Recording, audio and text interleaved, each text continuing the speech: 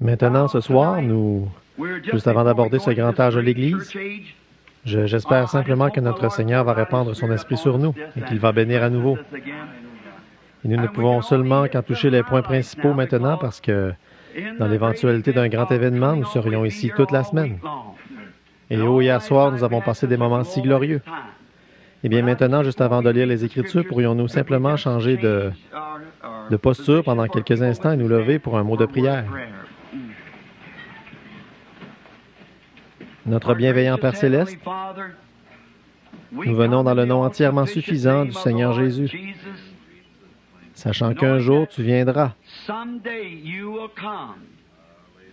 Et nous essayons de préparer le cœur des gens à recevoir cette grande révélation que tu es le Fils de Dieu vivant.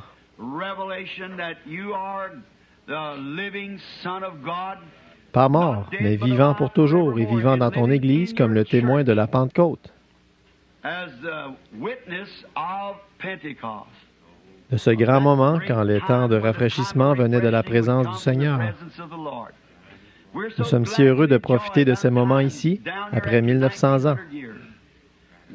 Et Père, nous inclinons humblement la tête dans le respect pour ces grands hommes à travers les âges, ces étoiles que tu tenais dans ta main et desquelles tu as dit être les anges des âges de l'Église, les ministres. Combien nous te remercions pour le grand Saint Paul d'Éphèse. Combien nous te remercions pour Irénée, ô Seigneur Irénée, ton grand serviteur, et pour Saint Martin, et ce soir pour Saint Colomba. Seigneur, combien nous te remercions pour ces hommes. Au milieu du sombre romanisme, du paganisme qui s'introduisait dans l'Église, ils ont bravement pris position pour le message de la Pentecôte et la bénédiction. Ils parlaient en langue et opéraient de grands signes et des prodiges. Ils guérissaient les malades et ils ressuscitaient les morts. Beaucoup d'entre eux, Seigneur, ont été écartelés et tués et donnés en pâture aux lions. Et de grandes choses se sont produites. La terre est baignée avec le sang des justes. Et Père, leur sang crie aujourd'hui contre cette Église méchante et adultère. Et tu as dit un jour, quand tu as versé, l'ange versa sa coupe sur elle et le sang de chaque martyr fut trouvé en elle. Seigneur, aide-nous à être prêts à prendre position maintenant, car le temps arrive à sa fin. Alors que nous voyons cette bête à deux cornes s'élever de la terre, par de la masse et des foules de gens, avec des cornes semblables à celles d'un agneau, mais elle parlait comme le dragon. Nous croyons que cette heure est proche maintenant, Père.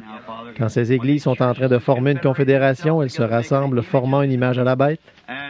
Et ce sera terrible pour ce groupe, Seigneur, qui ne s'y joindra pas. Le vrai boycottage viendra. Mais à cette heure-là, tu as promis de prendre ton Église. Aide-nous, Seigneur. Avant qu'une seule goutte d'eau ne tombe, Noé était dans l'arche. Avant que le feu ne puisse frapper Sodome, Lot était parti. Père, nous croyons qu'avant que les puissances atomiques ne fassent exploser cette terre en morceaux, l'Église sera partie. Nous sommes si heureux, Seigneur, et nous savons que les bombes sont suspendues dans les silos ce soir.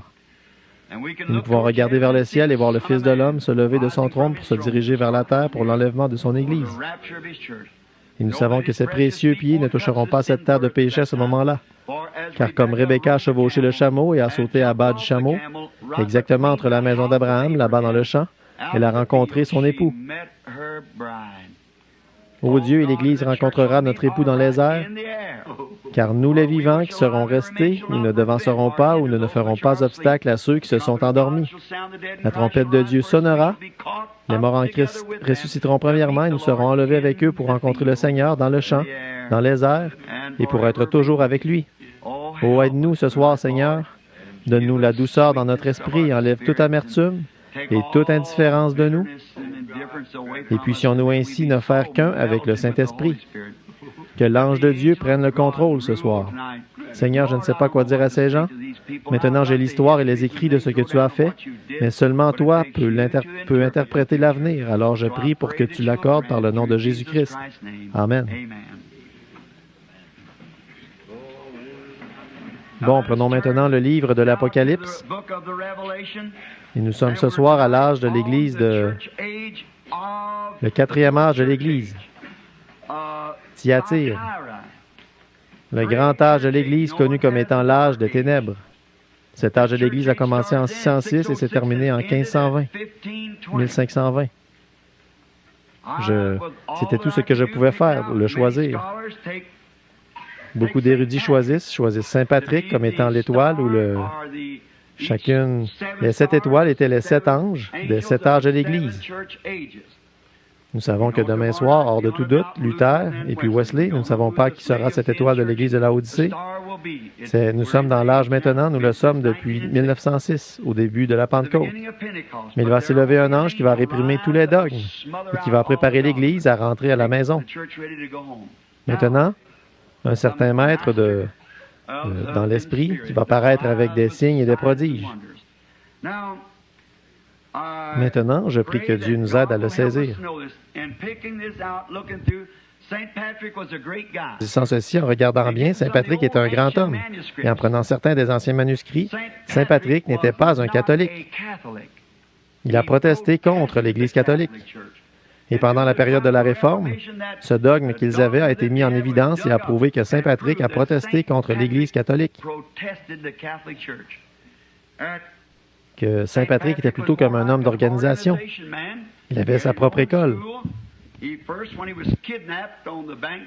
D'abord, quand il a été kidnappé sur les rives de la mer, lui et ses 2 petites sœurs dont il n'a plus jamais entendu parler, elles ont été emmenées probablement à Rome et vendues comme esclaves. Il a lui aussi été enlevé et vendu comme esclave. Et on lui a donné un travail d'éleveur de porcs. Il dressait des chiens pour prendre soin de ses porcs et tout, et il venait à l'appel de différents grognements et choses qu'il donnait aux chiens, et cela a finalement été un moyen de s'échapper au fond d'un bateau, quand les chiens l'ont recouvert jusqu'à ce qu'il soit en pleine mer. Plus tard, il est allé dans son charmant pays, l'Irlande, et il a trouvé sa mère et son père toujours vivants. Et Saint Patrick était un neveu du grand Saint Martin.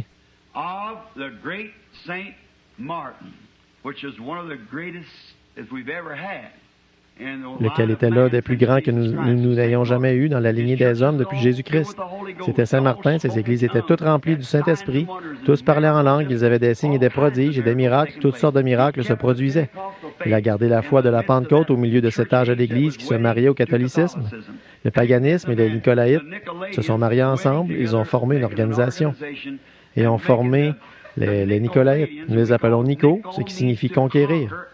Conquérir ou renverser les laïcs et retirer le Saint-Esprit de l'Assemblée. Et seulement le prêtre est saint, seulement l'homme, voyez, et puis ils vivent comme ils le veulent, je suppose aussi longtemps que vous le confessez au prêtre. Puis nous avons vu hier soir qu'ils les ont établis, que Constantin a établi le premier évêque et qu'il leur a donné ses bâtiments, comme nous vous donnons les dates et tout ce que vous avez pris en note. Et puis ils avaient la grande fête du solstice là-bas, qui était le 21 décembre, le jour le plus court de l'année. Et ils ont alors introduit cette hérésie qu'il était le jour du soleil. Voyez, le jour de l'anniversaire du soleil, ils ont déplacé la naissance de Jésus-Christ d'avril au 25 décembre. Le 25 décembre, pendant ces 5 jours, c'était le moment où les Romains avaient leur grande célébration, le cirque, et tout. Et c'est à ce moment-là qu'ils avaient cette grande fête païenne. Ils ont placé cet homme là-haut comme un dieu lui-même. Ils l'ont habillé tout le reste. Ils avaient leur dieu au milieu d'eux. Et c'est là que les gens du post-millénium ont vu le jour, à ce moment-là. Parce qu'ils pensaient que l'Église était dans le millénium à ce moment-là. Voyez, parce qu'ils étaient riches, ils n'avaient besoin de rien. L'État et l'Église ensemble. Le millénium est commencé, est encore un enseignement catholique jusqu'à ce jour. Voyez? Or, le millénium est commencé car nous savons que ça, c'est faux. Le millénium, la seconde venue de Christ, amène le millénium. C'est exact. La terre gémit, soupire. La terre gémit et soupire après ce jour de délivrance quand notre Seigneur reviendra sur la terre. Maintenant, ce grand saint ici était Colomba. C'était un grand homme de Dieu. Maintenant, j'ai son histoire en partie notée ici. D'abord, le 4e âge de l'Église, Thyatire, cela signifie être relâché, lâche ou confus. Voyez, c'était simplement un temps illégitime de 606 à 1500. L'étoile était Colomba, d'Irlande et d'Écosse, qui était le neveu de Saint Martin. Il a vécu environ 60 ans après Saint Patrick, et donc son ministère a commencé environ 60 ans après celui de Saint Patrick.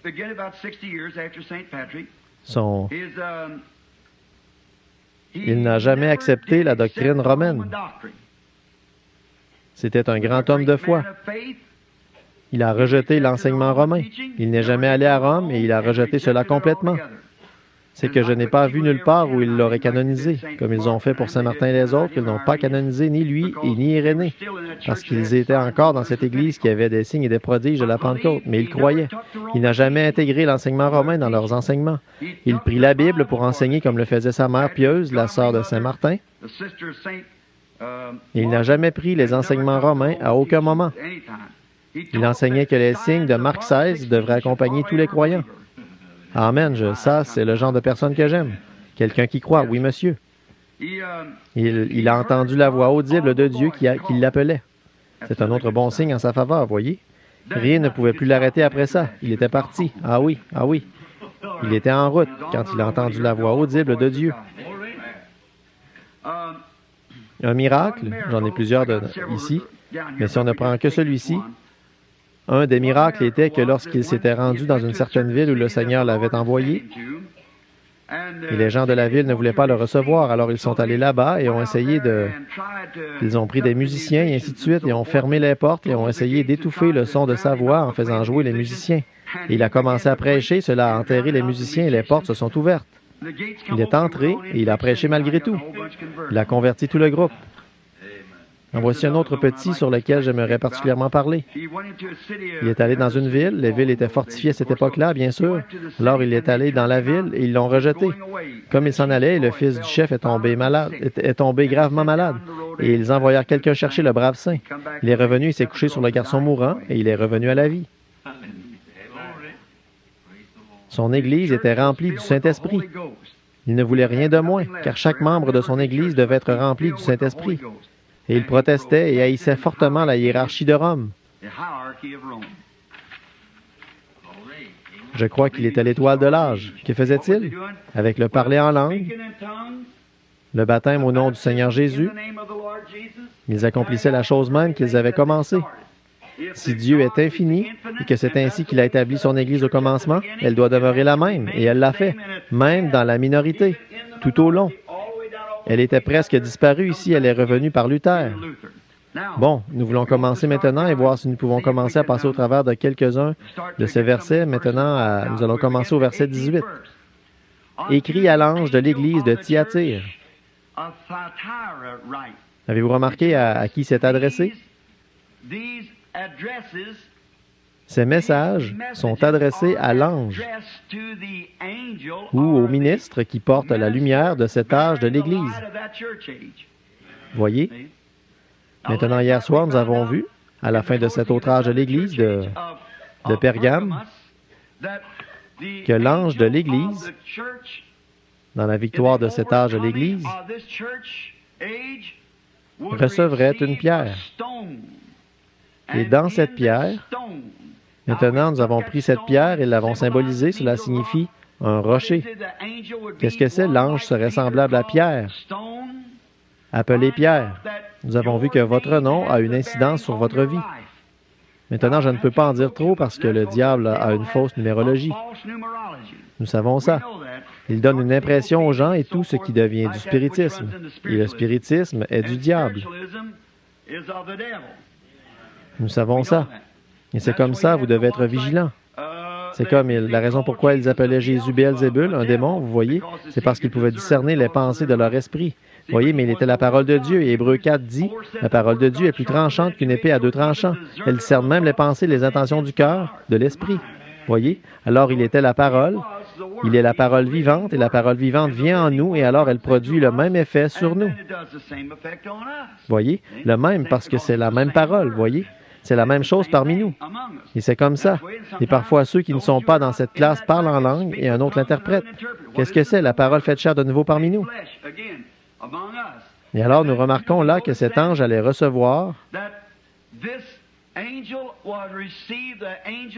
l'ange de l'âge de l'Église qui a reçu la pierre. C'était une pierre blanche signifiant pas sa propre justice, mais la justice même de Dieu. Et dans cette pierre, il y avait un nom. Un nom que personne ne connaissait sinon celui qui la recevait. Il le recevait. Il le savait. Mais personne d'autre que lui ne pouvait le savoir. Alors quand vous entendez ces gens vous flatter en disant qu'ils sont Jean, qu'ils sont Paul, qu'ils sont Marie, qu'ils sont ceci, cela ou autre, ne le croyez pas. Parce que si c'était le cas, ils n'en diraient jamais un mot. Voyez, c'est vrai. Il doit le garder pour lui. Il le savait. Personne d'autre le savait, sauf lui. Mais il le savait parce que tout parfait vainqueur reçoit un nouveau nom de cette façon. Avez-vous remarqué qu'Abraham s'appelait Abraham? Mais quand Dieu est venu pour l'utiliser, il a changé son nom pour Abraham. S-A-R-A était Saraï. Mais quand Dieu s'apprêtait à l'utiliser, il a changé son nom pour S-A-R-A, Sarah, princesse. Saviez-vous que Jacob était un supplantateur. Ésaü signifie roux, poilu et roux. Un rouquin entièrement roux, c'est Ésaü. Maintenant, et Jacob était un supplantateur. Et un supplantateur est un trompeur. Ésaü n'a-t-il pas dit son nom n'est-il pas Jacob, supplantateur? Mais quand il a lutté avec le Seigneur toute la nuit et qu'il a vaincu, et qu'il a été béni, Dieu a changé son nom de Jacob pour Israël, un prince avec Dieu. Paul s'appelait Saul avant de rencontrer le Saint-Esprit sous la forme d'une lumière qui brillait sur lui. Son nom a été changé de Saul pour Paul. Simon, lorsqu'il a rencontré Jésus, il a changé son nom pour Pierre. Et quand Jésus a vaincu, son nom a été changé. Et il révélerait ce nom. Celui qui serait avec lui, qui vaincrait comme lui, a vaincu. Il a reçu un nom nouveau, et je lui révélerai mon nom nouveau. Voyez? Et tous les vainqueurs, je veux dire parmi ceux-là, les conducteurs et ainsi de suite. Maintenant, tous les enfants d'Israël n'ont pas changé de nom, bien sûr, c'est vrai. Mais ces grands conducteurs, quand ils ont vaincu, ils ont reçu un nom nouveau. Vous voyez comment ça concorde? De façon parfaite. Et là, nous avons vu qu'il obtenait aussi de la manne cachée. Or, la manne cachée est un type des pains de proposition. Les pains de proposition étaient réservés seulement pour les sacrificateurs, c'est vrai. Les pains de proposition n'étaient que pour le sacrificateur, et c'était une chose spéciale faite pour le sacrificateur, c'est-à-dire les conducteurs. Et cet homme avait vaincu. Toute l'assemblée recevait la manne, mais lui obtenait une manne cachée, spéciale ou une révélation spéciale. Oh, de qui était Jésus? Et ce qui le concerne. Tout à son sujet. Voyez, l'ange, il recevait cette révélation s'il avait vaincu. Tiens ferme, car celui qui il avait vaincu s'est adressé à l'ange de l'Église. Voyez? Maintenant, nous découvrons donc, ce soir, nous commençons, écrit à l'ange de l'Église de Thyatire. Voici ce que dit le Fils de Dieu, celui qui a les yeux comme des flammes de feu et dont les pieds semblables à l'airain ardent. Or, quand nous l'avons vu dans le premier, l'âge d'Éphèse, ou au tout début de l'Apocalypse, nous l'avons vu dans sa personne septuple glorifiée.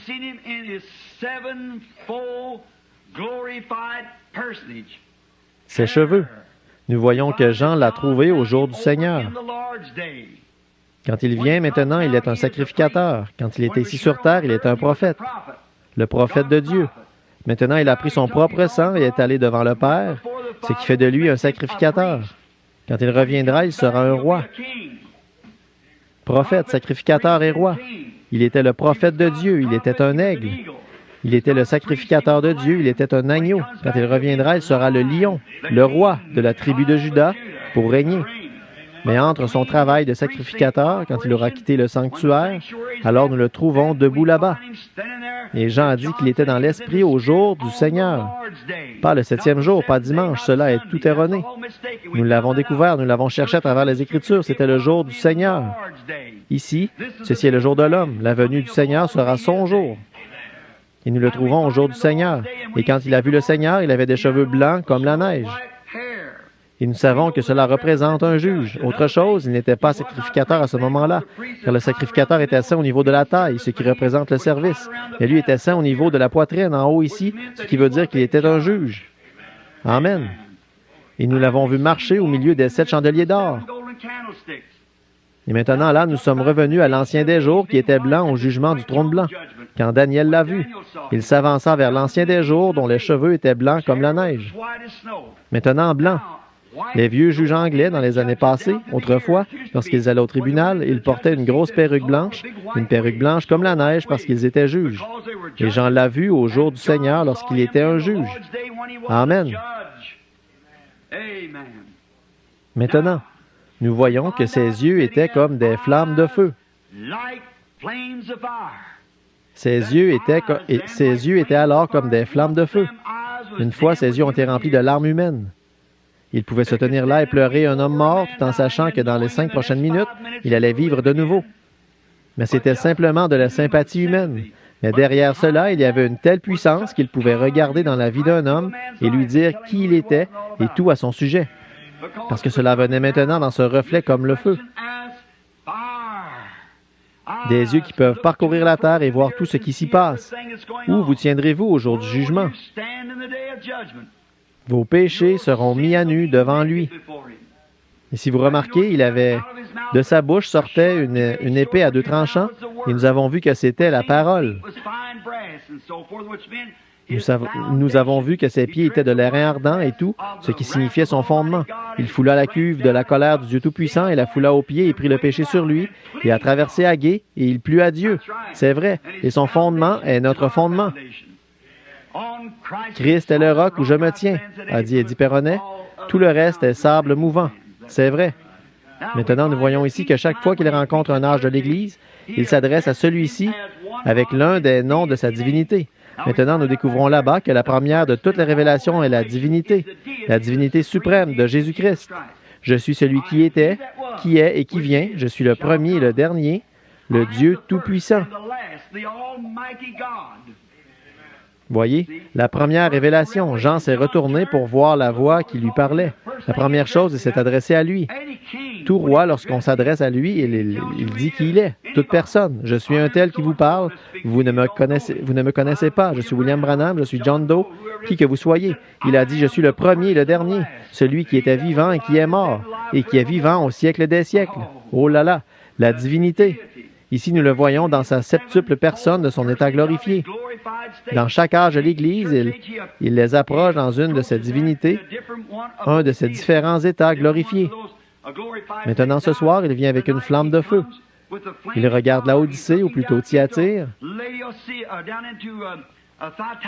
Ceci est l'âge où l'Église s'est mariée au catholicisme et au paganisme, où le nicolaïsme et le paganisme se sont mariés ensemble et ont formé et ont donné naissance à la première Église, une Église organisée. Et Dieu a dit que les œuvres de Nicolaïtes, qu'on trouvait chez les Éphésiens, là-bas, dans la petite Église de Pergame, sont devenues une doctrine. Il a dit que c'était une doctrine de Balaam. Et Balaam était celui qui avait enseigné à Israël à aller là-bas et de se livrer à la fornication, où il se livrait à des fornications avec Moab, qui est un membre d'Église tiède, ou de l'Église la plus répandue, la grande organisation. Et nous voyons que Dieu a dit que la doctrine nicolaïte, qui était a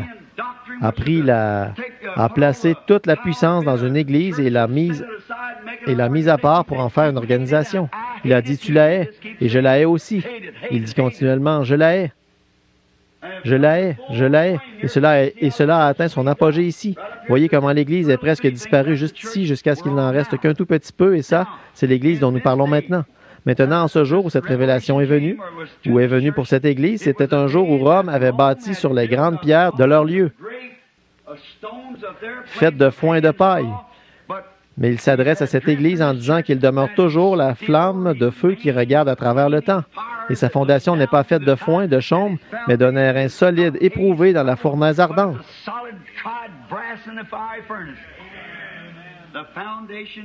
La fondation est solide. J'aime ça. Nous savons où nous nous tenons. Très bien. Je connais tes œuvres, ton amour, ta foi, ton fidèle service, ta foi, ta constance, et tes dernières œuvres plus nombreuses que les premières. Très bien. L'Église semble avoir été presque complètement retranchée, juste un peu amoindrie, et il s'était éloigné des grandes réunions spirituelles et s'appuyait plutôt sur les œuvres. Dieu ne veut pas que nous nous appuyions sur les œuvres. C'est un signe d'un organisme. On apporte un peu de bois à Mademoiselle Jones, et on va amener à un tel quelques vêtements à leurs enfants, et c'est très bien. Mais ne vous appuyez pas là-dessus, ne faites pas ça. Frères, ce sont de bonnes œuvres. Un bon citoyen honnête fera ça. Mais ce qu'il faut pour être chrétien, c'est l'expérience de la nouvelle naissance, le baptême du Saint-Esprit. Très bien. Amoindri. Ils ont eu recours aux œuvres au lieu de l'amour et de la foi. Cela de plus en plus, tout le temps, alors que ça continuait. Très bien. Je connais tes œuvres, je connais ta foi, je connais ta patience, et ainsi de suite. Mais maintenant, nous allons prendre le verset 20. Écoutez ceci. Mais ce que j'ai contre toi, c'est que tu laisses la femme Jézabel, qui se dit prophétesse, enseigner et séduire mes serviteurs, et qu'ils se livrent aux impudicités et qu'ils mangent des viandes sacrifiées aux idoles.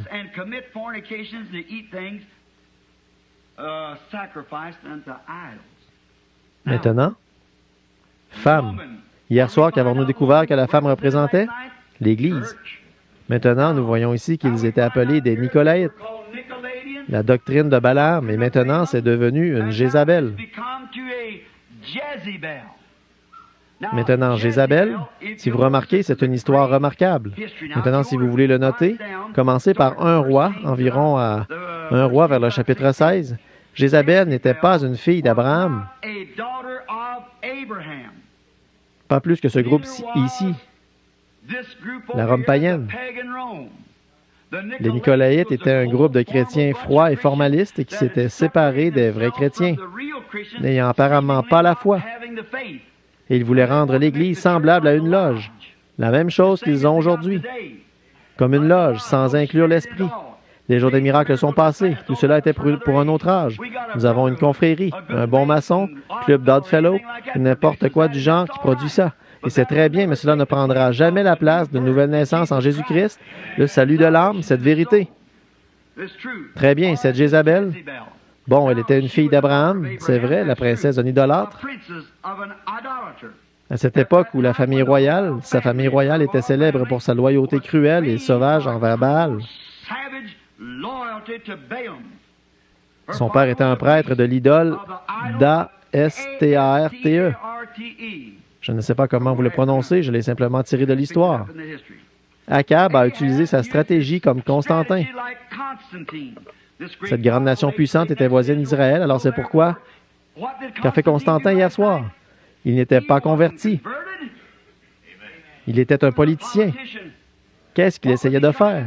Il a pris les chrétiens quand ils lui ont dit qu'ils allaient prier. Et là, souvenez-vous, nous parlons maintenant du nicolaïsme. Et il a dit que s'il priait et qu'il gagnait cette bataille, alors il deviendrait un chrétien. Il a eu un songe. Il a peint ses boucliers blancs ce soir-là en forme de croix. C'est là que les chevaliers de colons ont vu le jour, exactement à ce moment-là. C'est là qu'ils ont pris leur position. Mais il n'a jamais rien fait de chrétien.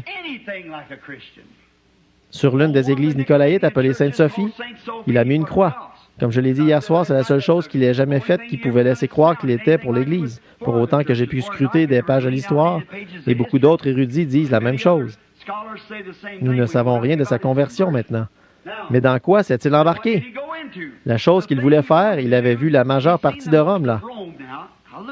Or, regardez bien ça. Regardez cette stratégie. Et regardez comment la Bible le confirme. Dieu, des centaines et des centaines d'années avant que cela arrive. Et Constantin a utilisé la même stratégie. Dieu dit ici qu'Akab a utilisé. Maintenant, Constantin a vu qu'une grande partie de son peuple était ces Nicolaïtes, des chrétiens.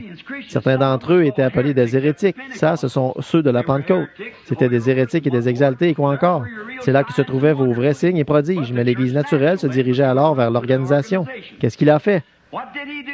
Constantin a joué un jeu habile. Il est allé là-bas et a pris ses amis païens et ses amis chrétiens et a réuni les églises ensemble, mis en place a amené le paganisme dans le christianisme. Le christianisme et le paganisme se sont mariés dans l'église de Pergame. Maintenant, qu'est-ce qu'il a dit ici à ce sujet ce soir? La même chose qu'Akab a fait. Akab, pour affermir son royaume, a épousé Jézabel, cette idolâtre, pour affermir son royaume, pour donner plus de force à Israël.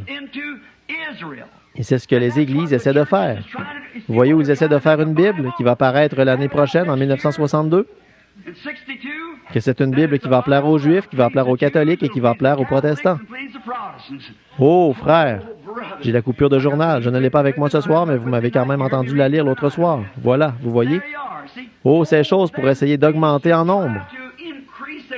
Ils prennent les choses saintes de Dieu et les éparpillent n'importe comment pour devenir plus nombreux et augmenter en nombre. C'est ce que l'Église a fait. Elle a accepté des gens sur la base d'une poignée de main et a obtenu des renégats et tout le reste, des gens non régénérés.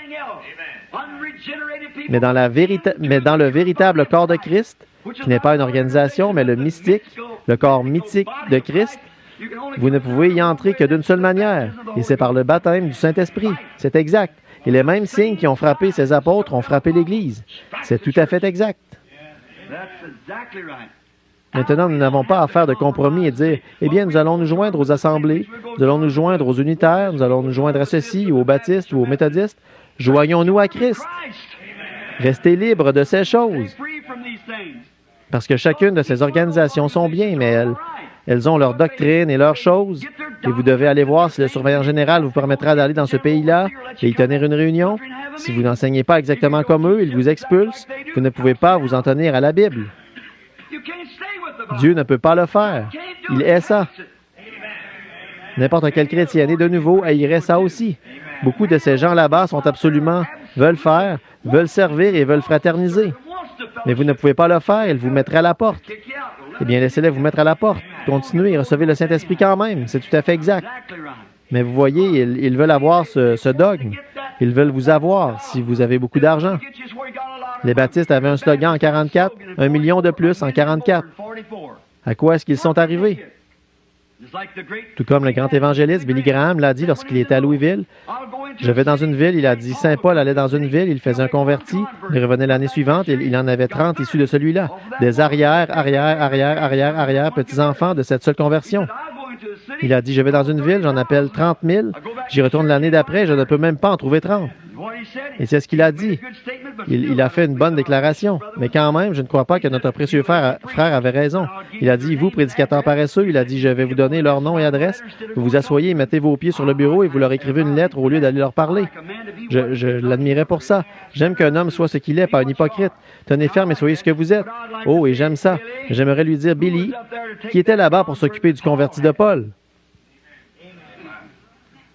Ce que c'était, Billy, si tu arrêtais de les laisser aller là-bas et serrer la main et prendre conscience et dire « Oui, j'accepte Jésus comme mon sauveur personnel » et que tu le laissais rester là jusqu'à ce qu'il meure et pourrisse, qu'il soit né de nouveau du Saint-Esprit, il ferait alors d'un nouveau converti. Frère, il est débordant de feu, vous ne pouvez pas l'éteindre. C'est comme une maison en feu par un jour de grand vent. Vous ne pouvez tout simplement pas le faire. Oh, il répand partout, mon frère, un vrai converti de Christ. Il ne peut pas rester tranquille. Il est parti. Oh, je suis si heureux. Oh là là. Le baptême du Saint-Esprit est l'ancienne mode qui embrase votre âme. Vous ne pouvez pas rester tranquille. Le vent souffle sur vous. Le vent impétueux va simplement continuer de souffler sur vous. Eh bien, je continue seulement d'y ajouter du bois et d'avancer. Oui, monsieur, personne n'avait à s'occuper du converti de Paul. Paul les amenait assez profondément en Christ pour qu'ils meurent à eux-mêmes et soient vivants en Christ, et lui s'occupait du reste. C'est exact. Voilà, c'est ça. Les frères baptistes sont bien, mais 1 million de plus, qu'est-ce que ça peut bien changer? Vous avez 1 million de noms de plus. Eh bien, asseyez-vous et inventez-en si vous voulez en ajouter là-dedans. C'est très bien, mais mon frère, ce que nous voulons, ce sont des noms dans le livre de vie de l'agneau, immolés dès la fondation du monde, lavés dans le sang, remplis du Saint-Esprit, avec des signes et des prodiges qui vous accompagnent. Cherchez dans l'histoire. Je souhaiterais que vous puissiez tous obtenir le concile de Nicée et lire ces choses pour voir combien ces martyrs ont tenu cette flamme de la Pentecôte. Je vous le dis maintenant, frères, vous les baptistes, les méthodistes et quoi que vous soyez, la vraie lumière authentique, ce n'est pas l'organisation pentecôtiste là, mais la vraie lumière authentique, c'est l'expérience de la Pentecôte. Depuis, j'étais des jours et des jours maintenant, ces histoires, je les ai scrutées dans tout ce que je pouvais trouver partout, et c'est cette flamme de la Pentecôte qui est restée vivante depuis la Pentecôte jusqu'à ce jour. Jusqu'à ce jour. Oui, monsieur, on l'a expulsée. Certains disent, eh bien, la grande Église catholique a résisté aux vagues. Eh bien, ça prouve qu'elle est la véritable Église. Bon, ce n'est pas une chose étrange pour moi, avec l'État et tout le reste derrière elle, qu'elle ait pu subsister. Mais ce qui est une chose étrange, c'est ce petit groupe qui s'est retiré, cette petite minorité expulsée, jetée en prison, sciée en morceaux. Comment ont-ils pu subsister? C'est parce que l'Esprit du Dieu vivant agit dans leur être. Et tous les démons de l'enfer ne peuvent pas prévaloir contre ça. Sur cette pierre, je bâtirai mon Église, et les portes de l'enfer ne prévaudront point contre elle. Voilà la chose véritable. C'est ce qui donne le Saint-Esprit à ces prédicateurs méthodistes, et ainsi de suite, ici. Vous voyez, ça les fait se lever. Et cela vous fait quelque chose. Ça ne faillira jamais. Akab, cet hypocrite. Vous voyez, il va là-bas et dit, maintenant, si je pouvais seulement les rassembler là et avoir cette grande nation, et si j'épouse la fille de ce type là-bas, eh bien, nous serons amis. Qu'est-ce qu'il faisait? Il vendait son droit d'aînesse. Maintenant, quand cette Église protestante va revenir et s'unir à l'Église catholique, cela va produire la même chose que cela avait fait à cette époque-là. Akab vivait au jour où cela fait 3 fois. Il était dans l'expérience de minuit du voyage d'Israël, et ici, cela arrive à minuit de nouveau, et nous revenons à minuit de nouveau ici. 3 générations avant ceci sont passées ici, ici et ici. Maintenant, si vous remarquez, Akab a épousé Jézabel pour affermir son peuple. C'est exactement ce que Constantin a fait. Il a établi une très grande église et il a pris l'autel et il l'a fait de grands marbres revêtus, cet homme, le pape. Il l'a installé sur ça, un trône. Il était un Dieu vivant. Il pouvait leur parler et lui parler de leurs péchés. Et cela plaisait à cette vieille église tiède et ils se sont égarés. Bien sûr, c'est ça. Eh bien, mais cela n'a pas plu à cet homme qui était né de nouveau. Quand ils ont accepté cela et qu'ils ont ensuite introduit des cérémonies païennes où ils récitent des prières, qu'ont-ils fait? Ils ont enlevé Jupiter et ont mis Pierre. Ils ont enlevé Vénus et ont mis Marie. Et cela a amené le paganisme dans les rangs chrétiens. Et quand Akab a épousé Jézabel, il a fait exactement la même chose. Il a introduit l'idolâtrie en Israël. Et qu'a fait Jézabel? Elle a tué tous les prophètes sur qui elle pouvait mettre la main. Pas vrai? Les papes ont fait pareil. Tout vrai chrétien sur qui il pouvait mettre la main, il les tuait. Mais il y avait une étoile de cet âge-là, le vieil Élie. Oh oui, monsieur. Il n'avait pas peur de leur dire. Oui, monsieur. Il était l'étoile de Dieu pour cet âge-là. Il en est arrivé au point une fois, il a dit, Seigneur, il ne reste plus que moi. Dieu a dit, attends un instant, Élie. Oui, j'en ai 700 qui sont cachés un peu partout là-bas. Voyez, tu ne sais pas où ils sont. Ils sont là-bas chez les pharisiens, les sadducéens, les baptistes, les méthodistes et les presbytériens, mais je vais les faire sortir de là. Attends seulement. Voyez, ils m'appartiennent là-bas. Ils sont à moi. Ils n'ont pas encore fléchi le genou devant Baal. Mais le vieil Élie était la voix de Dieu en ce jour-là. Il était certainement le type même de la voix de Dieu à la première venue de Christ. Et ce sera de nouveau le type de la voix à la seconde venue de Christ de nouveau, selon les Écritures. Donc, nous voyons que cette petite Jézabel, quand elle est arrivée là-bas, elle s'apprêtait à renverser tous les autels de Dieu et ériger ses propres autels. Et elle a fait que les Israélites se prosternent devant une idole. C'est exactement ce que Constantin a fait quand il a formé l'Église catholique. Il a introduit le paganisme dans l'Église chrétienne et a fait que les chrétiens se prosternent devant des idoles. C'est exactement l'âge des ténèbres de nouveau. L'âge des ténèbres d'Israël, l'âge des ténèbres de l'Église.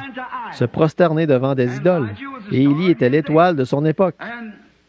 Et elle a amené tout Israël à adorer Baal, tout comme l'a fait l'Église catholique de Thyatire. Bon, je veux que vous remarquiez une autre chose frappante ici, c'est de là que j'ai tiré mon histoire. Jésus a dit qu'elle se disait prophétesse. Cette femme, Jézabel, qui se dit une prophétesse. Maintenant, vous voyez, l'Église catholique ne permet pas à ses fidèles de lire la Bible parce qu'ils disent que le prêtre est le seul qui peut divinement interpréter cette parole. Eh bien, c'est la vraie interprétation d'un prophète. Un prophète a l'interprétation divine de la parole de Dieu. C'est tout à fait exact. Comment une personne peut-elle appeler quelqu'un un prophète et ensuite dire qu'ils ont la mauvaise révélation? C'est tout aussi sensé que la filiation éternelle, vous voyez? Voyez, un prophète signifie celui qui interprète correctement. Celui à qui la parole du Seigneur est venue. La révélation lui est venue. Le mot prophète signifie un interprète de la parole divine. Jésus a dit, s'il y en a un parmi vous qui est spirituel ou prophète, moi, le Seigneur, je lui parlerai. Et si ce qu'il s'accomplit, alors écoutez-le, car je suis avec lui.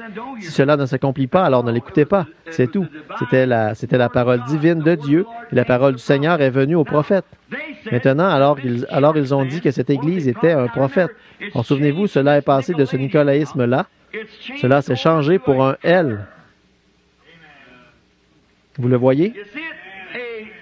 Une Jézabel. Or, hier soir, c'était la doctrine de Balaam. Voyez, la doctrine des Nicolaïtes et la doctrine de Balaam. Maintenant, Balaam est celui qui s'est prostitué avec Israël. Et qu'ont fait les Nicolaïtes? Ils ont formé l'organisation. Alors, mettez les deux ensemble et vous obtenez une L, l'Église. Bien sûr. Apocalypse 17, la grande prostituée qui est assise sur plusieurs eaux. Une femme, une prostituée. Qu'est-elle? Ou comment s'est-elle prostituée? Elle se livre à des fornications spirituelles en interprétant mal la parole aux gens. Éloignez-vous de ce fanatisme. Ça, c'est du vrai fanatisme. C'est exact. Maintenant, vous voyez, elle se dit prophétesse. Nous sommes les véritables, nous sommes le concile, nous sommes de nouveau le concile de Laodicée, le concile des hommes. Et nous avons décidé ceci et cela et ainsi. Alors écoutez-nous. Mais ce petit prêtre ici qui m'a interrogé au sujet d'Elizabeth Fraser, de la petite Fraser, il a dit, le cardinal veut savoir si vous, ou l'évêque, si vous avez baptisé cette fille du nom de Fraser. Il a dit, elle veut être catholique. J'ai dit, oui, je comprends ça. Il a dit, l'avez-vous baptisé? J'ai dit, oui, monsieur. Il a dit, comment l'avez-vous baptisé? J'ai dit, du baptême chrétien. Oui. Il a dit, eh bien, que voulez-vous dire par là? J'ai dit, du baptême chrétien de la façon que la Bible dit de le faire. Il n'y a qu'une seule façon de baptiser du baptême chrétien. Chaque personne dans la Bible a été immergée dans l'eau au nom de Jésus-Christ. Il a pris des notes, il a commencé à écrire comme ça. Il a dit, vous savez, l'Église catholique baptisait comme ça. J'ai dit, quand? J'ai dit, j'ai ici toute l'histoire ancienne que j'ai pu trouver de Londres et de partout ailleurs, afin que je puisse étudier cette heure qui va bientôt arriver ou quelque chose qui va se produire. J'ai dit, je veux savoir où. J'irai. Il a dit, oh, il a dit dans la Bible. J'ai dit, dites-vous que... Il a dit, Jésus a organisé l'Église catholique. J'ai dit, est-ce que Pierre était le premier pape alors? Il a dit, très certainement. J'ai dit, je pensais que l'Église était infaillible et qu'elle ne changeait pas, et que toutes les messes étaient dites en latin pour qu'elle ne change pas. Il a dit, c'est vrai. J'ai dit, eh bien, vous avez certainement fait quelques changements depuis ce temps-là. J'ai dit, si cette Bible est un livre catholique, alors je suis un catholique à l'ancienne mode. Voyez, c'est vrai. J'ai dit, je suis un catholique à l'ancienne mode. Alors, j'ai dit cela certainement. Il a dit, eh bien, vous voyez, la Bible n'est que l'histoire de l'Église catholique. Il a dit, Dieu est dans son Église. J'ai dit, Dieu est dans sa parole, c'est vrai. Que ma parole soit reconnue pour vraie et toute parole d'homme pour mensonge. Et ici, dans ce livre de l'Apocalypse, c'est le seul livre, je vais le répéter, sur lequel Jésus a mis son approbation. Et la première chose qu'il a faite a été de révéler sa divinité. Et il le fait complètement. Et il a dit, quiconque en retranchera quoi que ce soit ou y ajoutera quoi que ce soit, celui-là, sa part sera retranchée du livre de vie. Béni soit celui qui lit ou celui qui entend, et maudit est celui qui y ajoutera une seule chose ou en retranchera quoi que ce soit. Voilà donc, vous voyez où est la partie dangereuse, alors n'ajoutez jamais rien à cela. Laissez-la simplement telle qu'elle est et continuez simplement à avancer. L'Esprit va vous la révéler si vous restez simplement humble, demandez-lui. Voyez, c'est vrai. Donc, ce n'est pas compliqué. Jésus a remercié le Père en disant, « Je te remercie, Père, de ce que tu as caché ces choses aux yeux des rabbins, des évêques, des cardinaux, des surveillants généraux et de ce que tu les as révélés aux enfants, lesquels sont disposés à apprendre. » Voyez, voilà ce que vous voulez. C'est une révélation de Dieu qui ne peut seulement venir que comme il l'a dit là. Qui dit-on que je suis? Il a dit, « Tu es le Christ, le Fils du Dieu vivant. » Il a dit, Simon, tu n'as jamais appris cela dans un séminaire, voyez? Personne ne t'a jamais dit cela. C'est venu, c'était une révélation du ciel. Et sur cette pierre, je bâtirai mon église et les portes du séjour des morts ne prévaudront point contre elle. C'est exactement la même révélation qu'Abel a reçue au commencement. C'est la révélation, ça l'était alors. C'est encore la révélation, ce sera toujours la révélation. C'est vrai.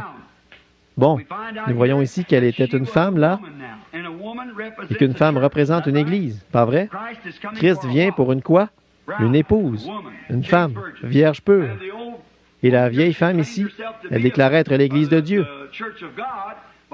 Mais ce qu'elle était parée de richesses et de perles, et tout. Et elle tenait une coupe de la souillure des abominations de ses fornications, dont elle avait rendu tous les rois de la terre ivres de ce vin. Pas vrai? Maintenant, nous voyons ici qu'elle est appelée Jézabel. Et Jézabel, le mal que Jézabel a fait dès qu'elle a eu de l'emprise parmi ses Israélites, elle les a mis à mort et a fait tout ce qu'elle pouvait. Et elle a construit ses propres autels. Pas vrai? C'est exactement ce que l'Église catholique a fait. C'est exactement ça. Mais maintenant, lisons juste un peu plus loin. Ceci va vous surprendre.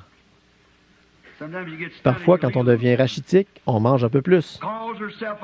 Se dit prophétesse. Maintenant, si elle dit « Je suis la seule interprète de la parole » et enseigne et séduire mes serviteurs pour qu'ils se livrent à l'impudicité et mangent des viandes sacrifiées aux idoles. Ce frère qui a demandé au sujet du serpent, au sujet de manger le fruit dans le jardin d'Éden, vous voyez ce que c'est, n'est-ce pas? Quand il a dit « mange », ici, ce que c'était spirituellement, vous voyez, et je lui ai donné du temps afin qu'elle se repentît. Elle ne veut pas se repentir de son impudicité. Voici, je vais la jeter sur un lit. Quelle sorte de lit? De mondanité. C'est exactement ce qu'elle est aujourd'hui. Et envoyer une grande tribulation à ceux qui commettent adultère avec elle, à moins qu'ils ne se repentent de leurs œuvres. C'est de passer par la grande tribulation. Il ferait mourir de mort ses enfants. Oh! C'est quoi? Cette vieille femme avait des enfants. Maintenant, Apocalypse 17. Combien d'entre vous, vous étiez tous ici hier soir, je pense? Très bien, Apocalypse 17, cette vieille prostituée. L'Église catholique est appelée une prostituée, et elle était une mère de prostituées. Ça ne pouvait pas être des garçons, c'était des églises. Maintenant, d'où vient l'Église luthérienne? D'où viennent-elles toutes? D'où vient chaque organisation? Où est le commencement de tout cela? La Odyssée? Les Nicolaïtes ont finalement formé cela. C'est exactement la même chose de nouveau. Vous n'y pouvez rien, frère. Oh, Élie s'est opposé à la chose à son époque. Jean s'y est opposé à son époque. Oui, monsieur, ne prétendez pas dire en vous-même. Nous avons Abraham pour père. Car je vous déclare que de ces pierres-ci, Dieu peut susciter des enfants à Abraham. Voyez, on ne peut simplement rien y faire. Maintenant, elle avait des enfants. Est-ce que la véritable Jézabel avait des enfants? Oui, monsieur. Écoutez, je ferai mourir de mort ses enfants. Quoi? L'Église catholique, ses enfants sont la dénomination protestante. Voyez, c'est exactement ça parce qu'ils font la même chose. Baptisés en elle par leur étrange baptême, baptême non scripturaire, une poignée de main au lieu du Saint-Esprit, Père, Fils et Saint-Esprit au lieu de Jésus-Christ, ils font simplement tout ce qui est contraire à la Bible. Encore, et elles entrent directement là-dedans. Sa fille s'appelait Athalie, A-T-H-A-L-I-E. Elle, Jézabel, a fait en sorte qu'Athalie épouse Joram, le fils du roi de Juda, et bientôt les autels de Baal furent érigés à Jérusalem.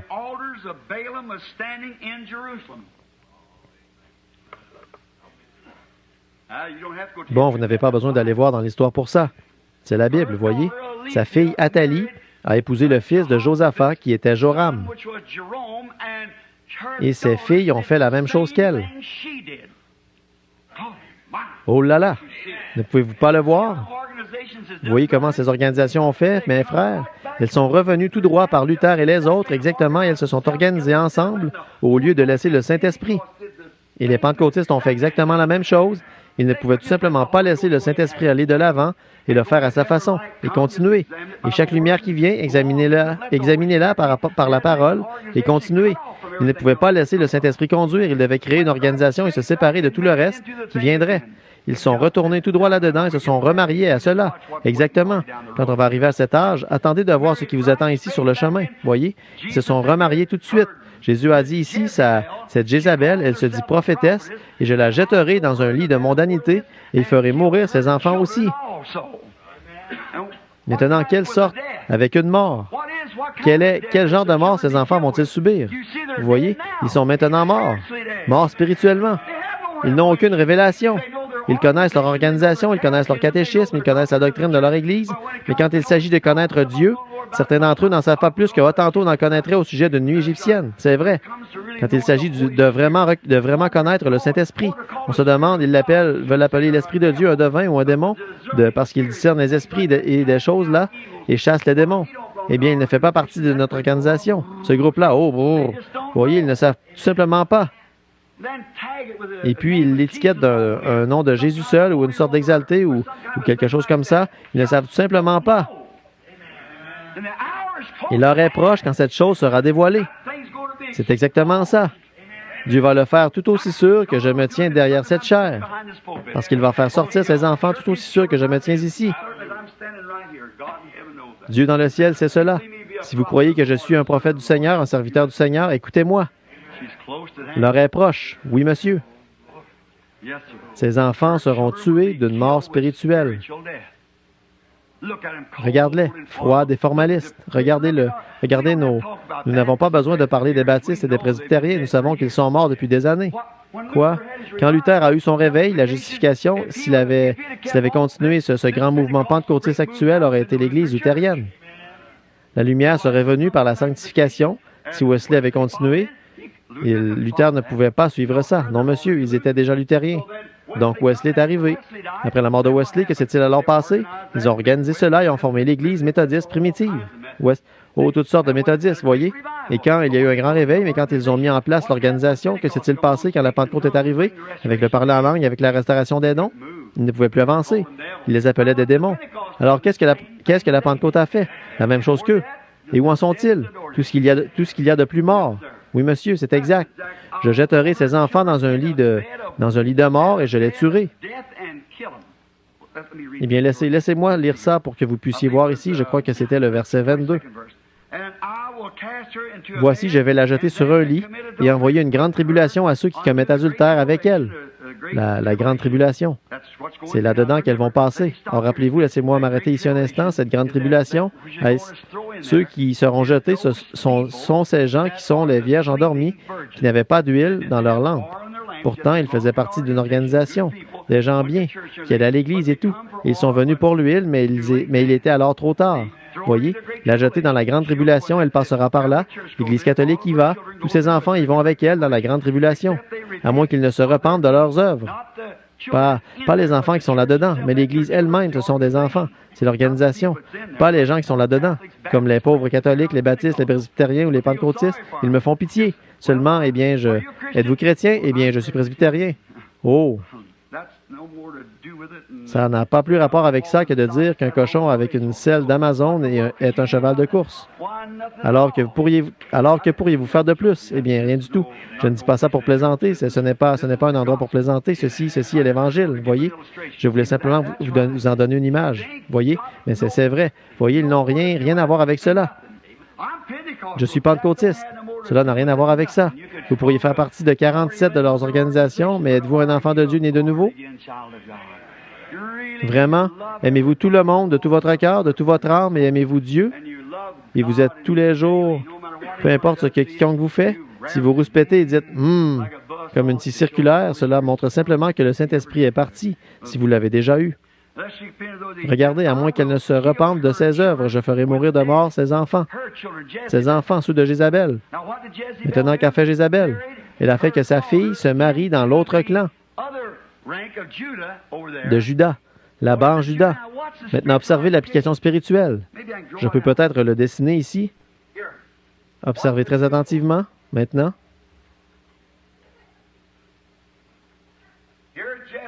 Voici Jézabel et Israël. Mais ici, c'est Judas. C'est un type différent par ici, un autre. C'est celui de Josaphat par ici. Très bien. Or ici, c'était Akab. Maintenant, voici Jézabel, juste ici.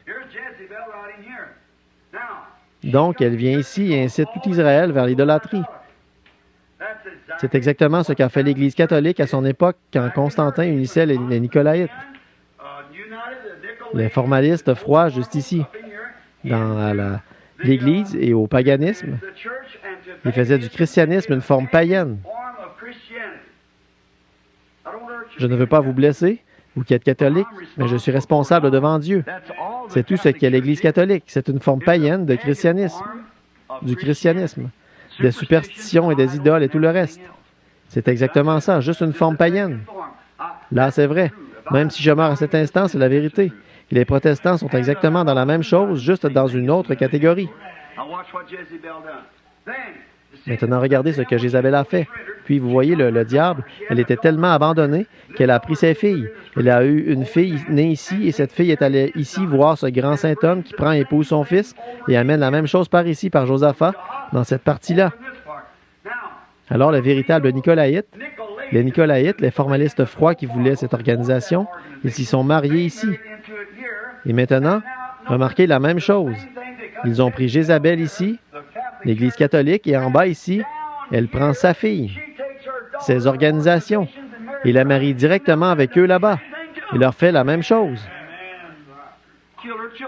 tue ses enfants par la mort spirituelle. Elle s'organise et meurt, et avant longtemps, c'est que tout l'esprit est parti. Dites-moi, je vais vous poser une question à n'importe quel historien ici. Je sais qu'il y en a 5 ou 6 assis ici. Je veux que vous veniez me montrer une écriture ou un texte de l'histoire ou une de ces églises qui soit déjà tombée, puis qui soit retournée dans une organisation et qui se soit relevée avec un réveil. Dites-le-moi. Quand elles se sont organisées, ont-elles déjà eu un réveil après s'être organisées? Non, monsieur. L'Esprit les a quittés. J'inclus les pentecôtistes.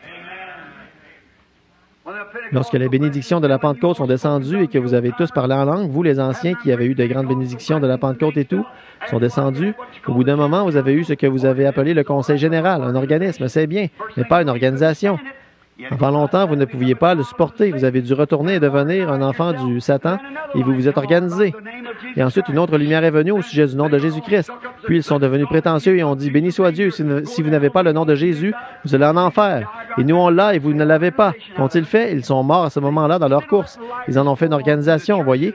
Au lieu de laisser la lumière circuler à travers l'Église, cela aurait automatiquement pris sa place. Mais vous vous êtes organisé. Qu'est-ce que c'est? Un enfant de Jézabel. Et ils sont tous morts, ensemble. Bon, je vais vous demander quelque chose. Est-ce que les Assemblées de Dieu ou les unitaires ou n'importe quel autre d'entre eux s'est déjà relevé dans un grand réveil d'union? Pas du tout.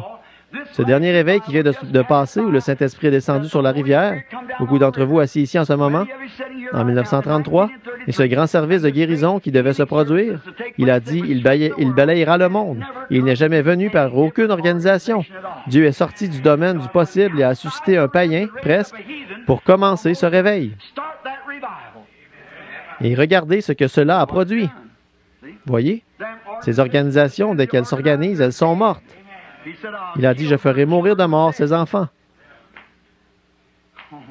Oh là là, je sais que vous, s'il vous plaît, ne m'en voulez pas, mais si je sais ceci, que je ne le dis pas, je suis un hypocrite misérable.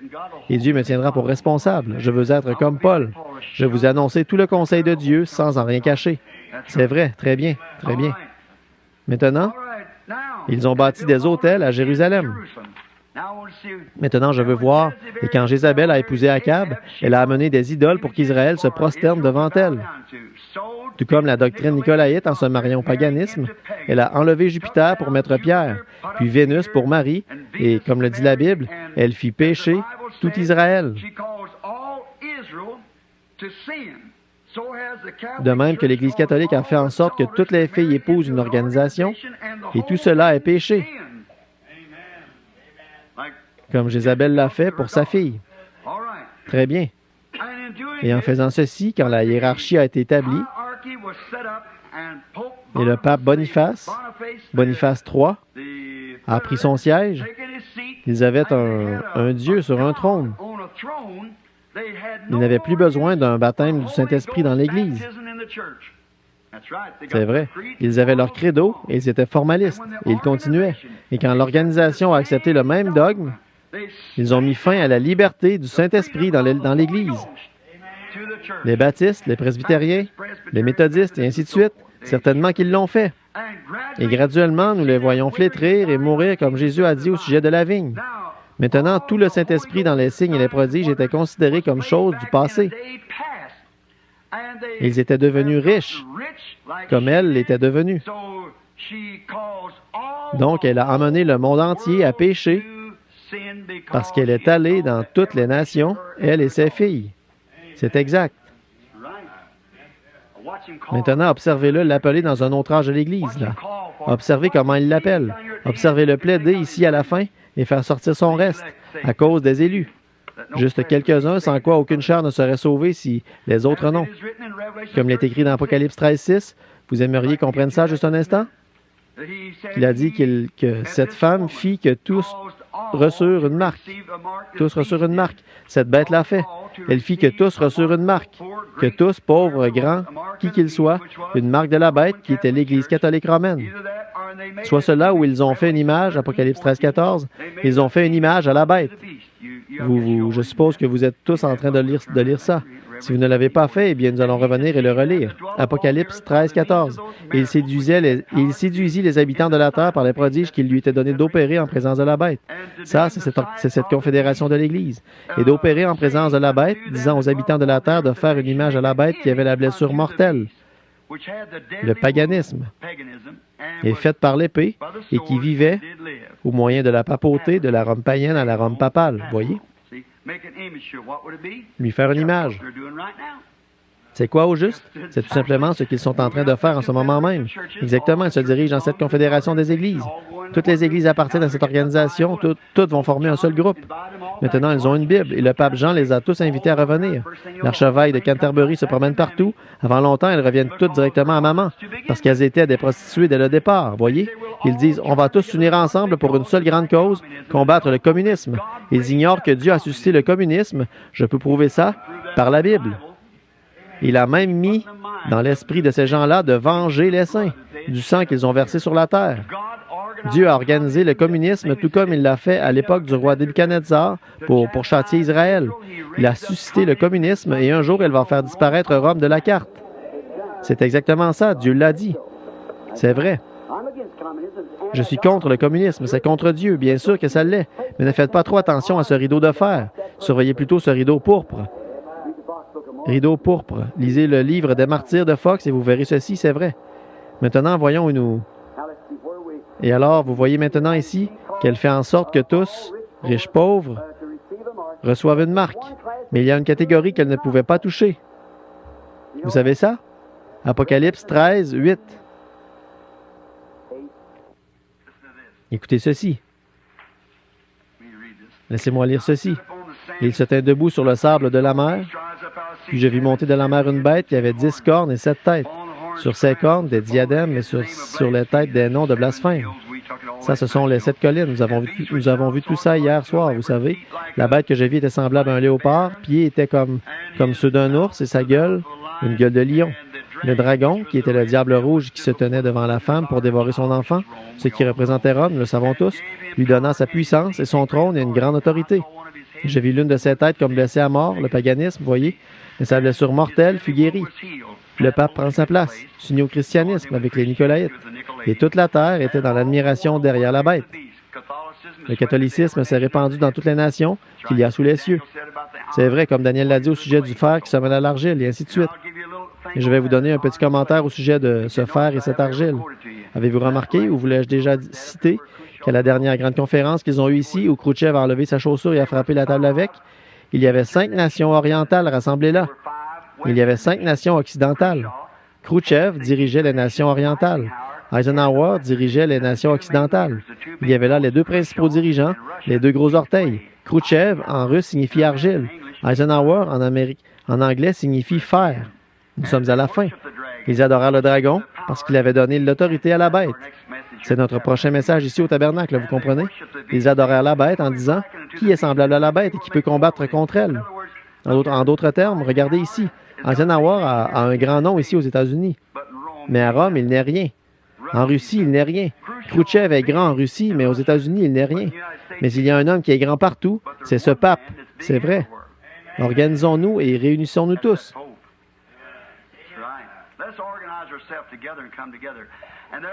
Il lui fut donné une bouche pour proférer des paroles arrogantes, blasphèmes. Il lui fut donné le pouvoir d'agir pendant 42 mois. Et il ouvrit sa bouche pour proférer des blasphèmes contre Dieu.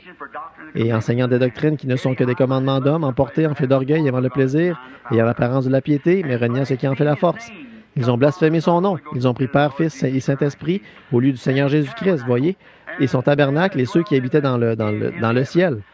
Il lui fut donné de faire la guerre contre les saints. Voilà la persécution qui s'élève et de les vaincre. Et il lui fut donné autorité sur toutes les tribus, langues et toutes nations. Et tous les habitants de la terre l'adoreront, ceux dont le nom n'a pas été écrit dès la fondation du monde dans le livre de vie de l'agneau qui a été immolé.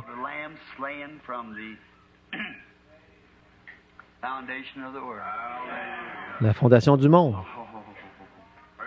Oh, la fondation du monde. Nos noms, s'ils ont déjà été dans le livre, ils y ont été mis à ce moment-là. Jésus a dit, « Nul ne peut venir à moi si mon Père ne l'attire premièrement. Et tous ceux que le Père m'a donnés viendront à moi. » Mes brebis entendent ma voix. Ceci est la nourriture, voyez. Et un étranger, alors il peut dire, eh bien, je viens d'adhérer à l'Église, je suis aussi bon que vous. Ça, ce n'est pas de la nourriture de brebis. Voici la nourriture des brebis, assis ensemble dans les lieux célestes en Christ. Oh, il est si merveilleux, n'est-ce pas? Très bien. Maintenant, terminons sans tarder parce qu'il est, oui, nous avons dépassé l'heure à présent. Très bien. Mais je dis, voyons voir maintenant, j'ai le verset 23. Je ferai mourir de mort ses enfants, et toutes les églises connaîtront que je suis celui qui sonde les reins et les cœurs, et je vous rendrai à chacun selon vos œuvres. À vous, à tous les autres de Thyatire qui n'ont pas reçu cette doctrine, quelle sorte de doctrine est-ce que c'était? L'organisation. Les évêques, les archevêques et les papes, voyez, n'ont pas reçu cette doctrine. Or, dans la Bible, nous avons vu hier soir qu'Israël, en traversant Moab, ils n'étaient pas une nation. Ils habitaient sur la face de la terre et ils étaient un peuple libre. Pas vrai? Un type errant ça et là dans des tentes et tout. Il y en a de même pour les groupes pentecôtistes, la vraie Pentecôte. Ils errent ça et là, d'un endroit à l'autre, voyez? Très bien. Ils n'ont pas reçu cette doctrine, mais ils s'organisent et en font une grande organisation, qui n'ont pas reçu cette et qui n'ont pas connu les profondeurs de Satan. Maintenant, souvenez-vous que nous avons vu où se trouvait le trône de Satan. Hier soir, nous l'avons étudié à partir du tout début. Où était son trône au début? Babylone. Et Babylone, quand la hiérarchie, un grand prêtre roi de Babylone, était poursuivi par les Chaldéens conquérants, il est arrivé à Pergame et il a établi son trône. Vous voyez, il a déplacé son trône du pays de Shinéar à Pergame. C'est ce que nous venons de lire dans les récits historiques hier soir. Et maintenant, le voici qui commence là à former l'Église catholique, qui est toujours Babylone, la mère. Très bien, le trône de Satan. Et le trône de Satan, comme il les appelle, je vous dis, je ne mets plus de fardeau sur vous. Il n'y aura plus d'autres fardeaux, seulement ce que vous avez déjà. Cette petite minorité qui est là, voyez, qui a été évincée dans cet âge de ténèbres. Or, ça fait presque 1500 ans qu'ils ont subi cela. Seulement ce que vous avez, retenez-le jusqu'à ce que je vienne. Autrement dit, vous avez encore la bénédiction de la Pentecôte dans votre cœur. Retenez-la jusqu'à ce que je vienne vous donner du repos pour cet âge qui arrive dans le temps qui suit. À celui qui vaincra et qui gardera jusqu'à la fin mes paroles, je lui donnerai autorité sur les nations. Il les pètera avec une verge de fer, et comme on brise les vases d'argile, ainsi que moi-même j'en ai reçu le pouvoir de mon Père.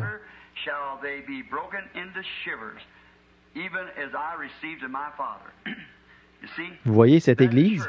Qu'est-ce que ce sera quand cette Église de l'âge des ténèbres se lèvera et se tiendra au jugement pour juger cette bande de païens de cette époque-là? Ils vont se faire renverser. Ces pieds d'airain fouleront tout cela au passage, je vous le dis. Il les brisera comme des vases d'argile, que la Bible dit. Et je lui donnerai l'étoile du matin. Vous savez ce que c'est, n'est-ce pas? Christ est l'étoile du matin. Très bien. Que celui qui a des oreilles entende ce que l'Esprit dit aux églises. Oh là là! N'êtes-vous pas heureux? Il se fait un peu tard. J'en ai d'autres, j'y reviendrai peut-être demain soir sur le sujet des 2000 ans là-bas. Mais il est le lys de la vallée, l'étoile du matin. Il est tout ce que mon cœur peut désirer.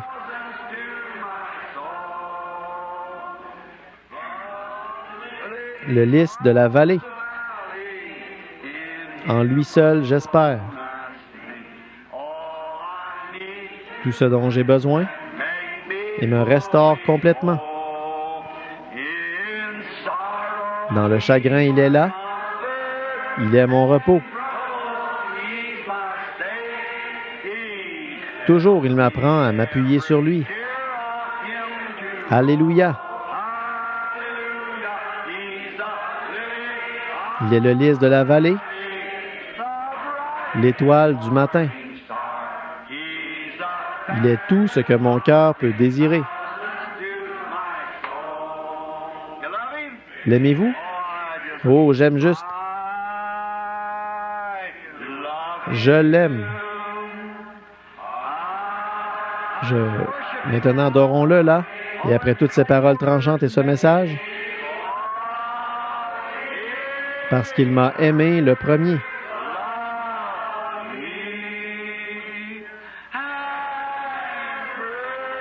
Et a acquis mon salut.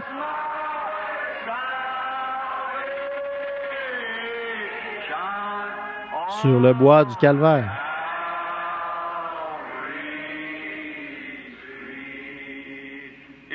N'est-il pas merveilleux? Je l'aime.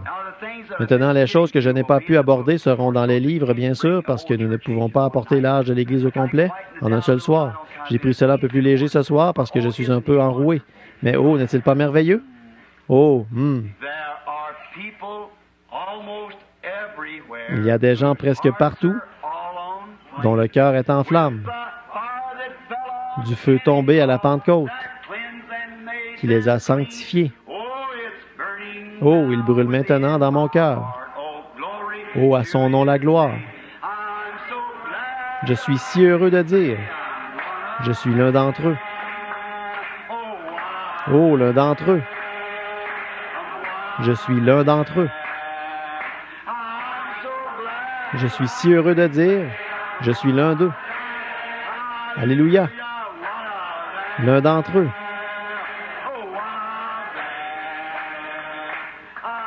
L'un d'entre eux. Je suis si heureux de dire, je suis l'un d'entre eux. Êtes-vous heureux? Je me souviens d'être revenu de Chattanooga un soir et l'avion s'était cloué au sol au Tennessee, là-bas, à Memphis. Ils m'ont logé dans un grand et bel hôtel là-bas et ils m'ont appelé. Ils ont dit l'avion partira à 7 heures demain matin. Et j'allais porter du courrier pour le mettre dans la boîte aux lettres. Je rentrais à la maison et j'écrivais à quelques-uns de mes amis. Et en y allant, le Saint-Esprit a dit « Continue à marcher ». J'ai tout simplement continué. Je suis arrivé dans le quartier des gens de couleur. J'étais là-bas et je me suis dit « Oh là là, regarde-moi ça, c'est l'heure de partir pour cet avion ». Et le Saint-Esprit ne cessait de me dire « Continue à marcher ». Tout comme il avait fait dans les bois là-bas l'autre jour, vous savez, continue simplement à marcher. Alors j'ai continué à marcher. Mon regard s'est porté au loin là-bas sur l'une de ces petites cabanes colorées où vivaient de pauvres gens de couleur. Pauvres là-bas. Une vieille tante Jemima, typiquement, avec une chemise pour homme attachée autour de la tête, appuyée sur là, comme ça. Et j'y allais en chantant « Je suis d'entre eux, je suis l'un d'entre eux. Je suis si heureux de dire, je suis l'un d'entre eux. Oh, alléluia. Et que veux-tu, Seigneur? L'un d'entre eux? Je suis l'un d'eux? Croyez-vous que l'on peut être conduit par l'Esprit? Oui, bien sûr. Je suis si heureux de dire, je suis l'un d'entre eux. Il y a environ 14 ans de cela maintenant. Elle regardait par-dessus la clôture. J'étais à peu près à une distance d'un demi-pâté de maison d'elle, et j'ai vu cette vieille dame de couleur qui me fixait du regard, vous savez. Eh bien, j'ai simplement continué, j'ai arrêté de chanter, j'ai commencé à marcher dans cette direction. Je suis arrivé près d'elle, et il y avait de très grosses larmes qui coulaient sur ses grosses joues dodues. Elle m'a regardé et a dit « Bonjour, pasteur ». Je me suis retourné et j'ai dit « Bonjour, tantine ». Elle a dit, je me suis retourné, elle riait, elle avait un grand sourire sur le visage. J'ai dit, comment avez-vous su que j'étais un pasteur? Dans le Sud, vous savez, un prédicateur est un pasteur. J'ai dit, comment avez-vous su que j'étais un pasteur? Elle a dit, je savais que vous veniez. Et j'ai dit, comment saviez-vous ça? Me connaissez-vous? Elle a dit, non, monsieur. Et elle a dit, je savais que vous veniez. Elle a dit, avez-vous déjà entendu l'histoire de la femme tsunamite? J'ai dit, oui, monsieur. Et elle a dit, j'étais ce genre de femme-là. Elle a dit, le Seigneur m'a donné un bébé et je lui ai dit que je l'élèverais. Elle a dit, je suis une femme pauvre, je fais des lessives, je travaille pour les Blancs pour gagner ma vie. Elle a dit, il m'a dit qu'il me donnait le bébé. Je lui ai dit que je l'élèverais. Elle a dit, je l'ai élevé au meilleur de ma connaissance, mais elle a dit, pasteur, mais il s'est mis à avoir de mauvaises fréquentations. Il a attrapé une maladie et nous n'en savons rien. Elle a dit, il a atteint un stade avancé et il est mourant là à l'intérieur, étendu sur le lit. Elle a dit, il était conscient depuis maintenant 2 jours. Elle a dit, l'homme docteur est venu et a dit que ça a rongé son cœur et ainsi de suite, que c'est rendu dans son sang au point qu'il en a des séquelles, en sorte que les trucs qu'ils lui ont donnés ne peuvent plus l'aider maintenant. Elle a dit, il est mourant. Et elle a dit, je ne peux tout simplement pas supporter de le voir mourir pécheur. Elle a dit, j'ai prié. Elle a dit, j'ai prié toute la nuit. Elle a dit, il est inconscient, il n'est conscient de rien. Elle a dit, il n'a pas repris conscience depuis 2 jours. Elle a dit, j'ai prié, j'ai dit, Seigneur, tu m'as donné ce bébé. J'ai dit, comme tu l'as fait pour la femme tsunamite. J'ai dit, où est ton Élie? Où est? Elle a dit, eh bien, où puis-je trouver de l'aide? Et elle a dit, je me suis endormi sur mes genoux. Elle a dit, le Seigneur m'a parlé dans mon songe. Et elle a dit, sors et tiens-toi près du portail. Et il y aura un homme qui va descendre la rue, portant un petit chapeau brun clair et un complet foncé. Il a dit, il va te parler. Et elle a dit, je me tiens debout ici depuis avant le lever du jour. Et son dos était trempé à cause de la rosée. Et elle a dit, et je vous ai vu venir avec ce chapeau brun clair. Il a dit, mais vous étiez censé transporter une petite sacoche. J'ai dit, je l'ai laissé à l'hôtel, voyez. Et j'ai dit, votre garçon est malade? Elle a dit, il est mourant. J'ai dit, je m'appelle Branham. J'ai dit, me connaissez-vous? Elle a dit, non, monsieur, pasteur Branham, je n'ai jamais entendu parler de vous. J'ai dit, je prie pour les malades. Elle n'était pas intéressée par ça. Elle ne voulait pas que son fils meure pécheur. Je suis entré, ils avaient un vieux portail là auquel était fixée une pointe de charrue pour le ramener. Peut-être que beaucoup d'entre vous, les gens du Nord, ne savent pas ce que c'est, mais c'était pour garder le portail fermé. Et je suis entré dans la maison dans une toute petite vieille maison à 2 pièces. Ça ressemblait à ce qu'on appelle une petite shotgun house, maison de fusil de chasse.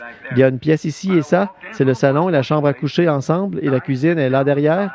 Quand je suis entré, c'était une petite maison blanchie à la chaux et charmante avec des murs décapés de chaque côté et en bardeaux. Et donc, non, je crois qu'elle avait du papier goudronné sur le toit. Je me souviens d'avoir vu de grosses bulles comme de la rosée suspendues sur le dessus. Alors, quand je suis entré, il y avait un écriteau suspendu de l'autre côté de cette porte qui disait que Dieu bénisse notre foyer. Juste ici dans le coin, il y avait un vieux lit par ici, un autre par là. Étendu là, il y avait un grand gaillard, pas de tapis sur le sol. Un grand jeune homme, un grand type qui paraissait bien était là. Je pense qu'il pesait 177 ou 180 livres et mesurait près de 6 pieds. Il tenait la couverture dans sa main en faisant Et elle a dit le bébé de maman. Et j'ai pensé le bébé de maman. Et pourtant, il avait une maladie vénérienne, la syphilis, et il était mourant. Puis elle l'a embrassé sur le front, il le tapotait comme ça en disant le bébé de maman. Eh bien, j'avais le cœur gros, je me suis dit oui, peu importe à quel point tu es dans le péché, tu es toujours son bébé. Puis j'ai pensé, tu vois, peu importe combien il était mal en point, il était toujours le bébé de maman. Et j'ai pensé, Dieu a dit, une mère pourrait oublier son nourrisson, mais je ne t'oublierai jamais, car ton nom est gravé dans les paumes de ma main. Voyez? Comment est-ce possible? J'ai regardé cette pauvre vieille sainte qui marchait là. On voyait, mon frère, qu'elle n'avait rien dans la maison. Mais elle avait quelque chose dans sa maison que toutes les maisons de l'Indiana, ou d'ailleurs, devraient avoir. C'est Dieu. Je préférerais avoir ça plutôt qu'une belle grande maison avec des affiches indécentes et toutes ces choses vulgaires et obscènes. La vieille Bible était là, à la page où elle l'avait laissée ouverte, de vieilles pages froissées dedans. Je l'ai regardée et elle a dit, « Le pasteur vient prier pour toi, chérie. » Il faisait « sombre, Et j'ai dit, « Qu'est-ce qu'il dit? » Elle a dit, « Il ne sait pas. Le docteur a dit qu'il délire. » Elle a dit, « Il se croit quelque part en haute mer et il est en train de ramer dans une barque et il est perdu. » Et elle a dit, « C'est ce que je ne peux pas supporter, pasteur, de savoir que mon bébé est mourant et perdu. » Et elle a dit, « Je sais que vous êtes venu pour m'aider parce que le Seigneur me l'a dit. » J'ai dit, « Je vais prier pour lui. » Et j'ai dit, « Peut-être que le Seigneur va le guérir. » Elle n'était pas intéressée par ça. Elle voulait juste qu'il se lève et qu'il dise qu'il était sauvé. C'est tout en autant qu'il était sauvé. Peu importe, il doit partir de toute façon, alors un jour ou l'autre, en autant qu'il soit sauvé. Oh, si seulement on pouvait avoir cette attitude. Cette demeure éternelle là-bas, elle savait qu'elle vivrait de nouveau avec lui à ce moment-là. Elle a dit, si je pouvais seulement l'entendre dire qu'il est sauvé. J'ai dit, agenouillons-nous. Elle s'est agenouillée. J'ai tout simplement saisi ses pieds. Ses pieds étaient vraiment froids et collants. Je ne pouvais pas les couvrir avec la couverture, une petite couverture mince qu'il avait mise sur lui, là. Et il ne portait que son caleçon, vous savez. Et donc, il la retirait comme ça, pensant simplement qu'il était dans la barque.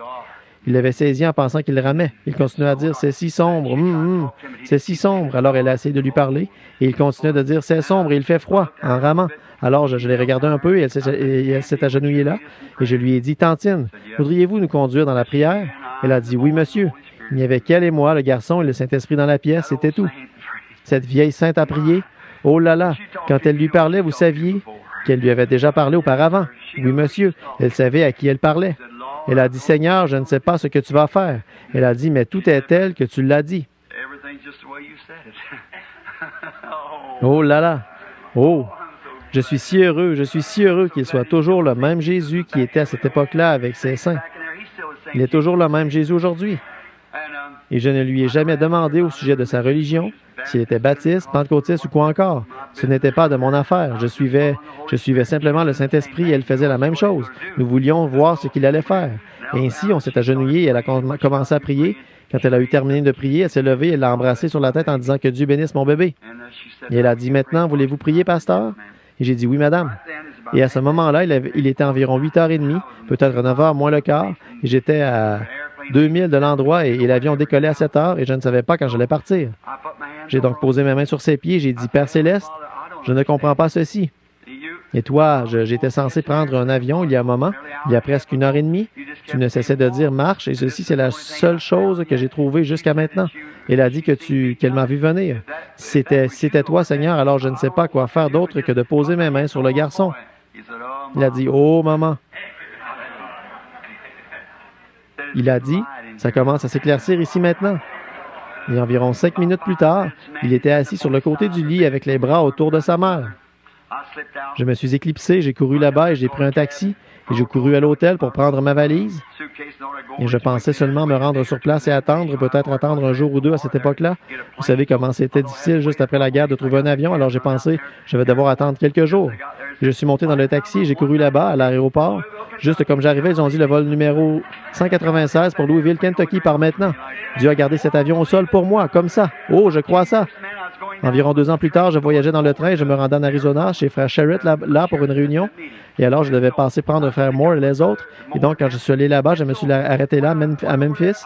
Et le train s'est arrêté. Vous savez tous comment il s'arrête en direction de l'ouest, comme ça. Puis il recule et prend la plaque tournante et change de rail. Et ces sandwichs sur le train, ils chargent environ 60 cents par sandwich. Et je peux les acheter pour 10, 15 cents, vous savez, ailleurs. Et j'ai simplement attendu que le train arrête pour m'acheter des sandwichs. J'allais m'acheter un sac plein de hamburgers. J'avais vraiment un jubilé en allant là-bas. Alors, j'ai sauté à l'extérieur et j'ai couru là-bas très rapidement pour trouver un kiosque de hamburgers. En regardant autour, le train allait rester là environ 30 minutes. Et alors, j'ai commencé à me chercher des hamburgers. Et j'ai entendu quelqu'un dire « Bonjour, pasteur! » Et j'ai regardé autour de moi avec une petite casquette rouge. Il était là, clignant des yeux, vous savez. Il a dit « Vous ne me reconnaissez pas, hein? » Je ne crois pas, fiston. Il s'est approché. Il a dit « Regardez-moi bien. » Et j'ai dit « Oui. » J'ai dit « Je ne pense pas que je vous connais. » Il a dit « Moi, je vous connais. » Il a dit « Vous êtes pasteur Branham. » Et j'ai dit « Oui, c'est exact. » J'ai dit « Vous avez déjà assisté à une de mes réunions? » Il a dit « Non, monsieur. » Il a dit « Vous vous souvenez de ce matin-là où vous êtes venu à la maison et ma mère était... » Oh, j'ai dit « Ce n'est pas toi? » Il a dit « Oui, je le suis. » Oui, je le suis. Il a dit « Pasteur. » Il a dit « Je suis complètement guéri et en bonne santé. Et en plus de ça, je suis chrétien maintenant. Loué soit le Seigneur. » Oh! Ils étaient tous dans la chambre haute et priaient en son nom. Ils furent baptisés du Saint-Esprit et de force pour agir. Ce qu'il fit pour eux ce jour-là, il le fera pour toi. N'êtes-vous pas heureux? Je suis si heureux de dire, je suis l'un d'entre eux. L'un d'entre eux. L'un d'entre eux. Je suis si heureux de dire, je suis l'un d'eux. Alléluia. L'un d'entre eux. Je suis l'un d'entre eux. Je suis si heureux de dire, je suis l'un d'entre eux. Ils n'ont pas beaucoup d'instructions et ces choses-là.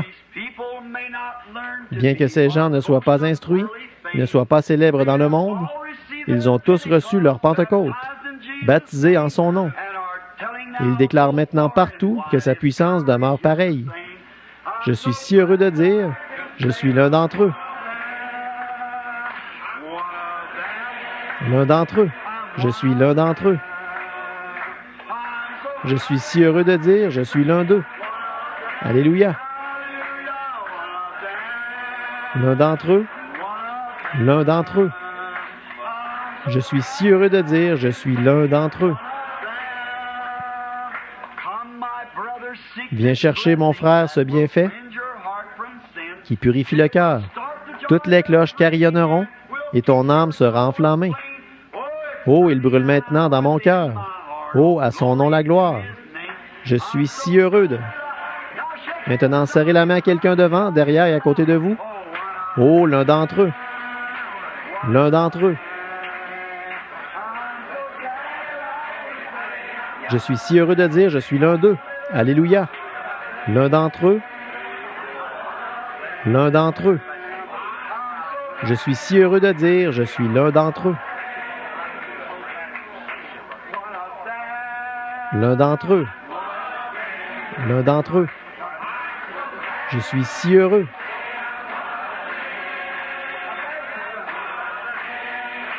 L'un d'entre eux.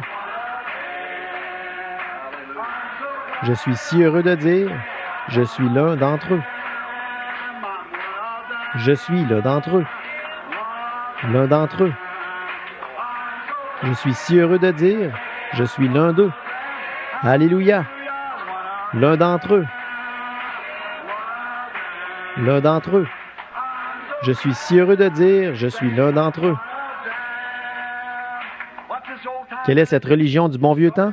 Il a commencé là-bas et il a ruisselé tout au long avec le sang de Jésus-Christ. Oh là là! Oh, combien je suis heureux d'être pour l'Évangile!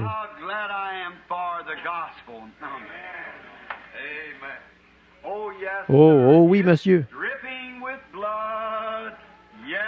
Il est sanglant, oui, il est sanglant. Cet évangile du Saint-Esprit est sanglant.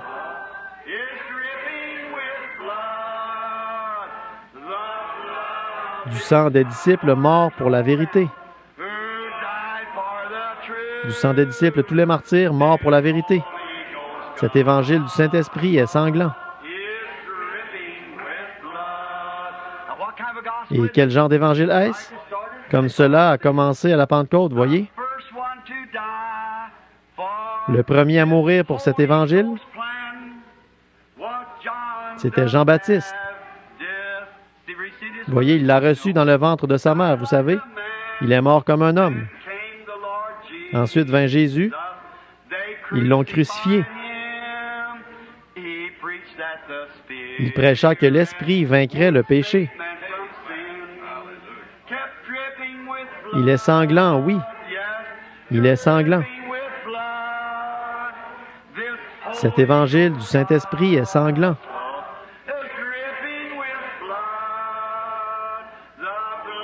Du sang des disciples morts pour la vérité. Cet évangile du Saint-Esprit est sanglant. Vous ne pourriez pas en faire une organisation. Non, non. Il y a eu Pierre et Paul et l'apôtre Jean. Ils abandonnèrent leur vie pour que lui, cet évangile. Ils mêlèrent leur sang avec les prophètes de jadis pour que la véritable parole de Dieu soit apportée avec droiture. Il est sanglant. Oui, il est sanglant. Cet évangile du Saint-Esprit est sanglant. Du sang des disciples morts pour la vérité.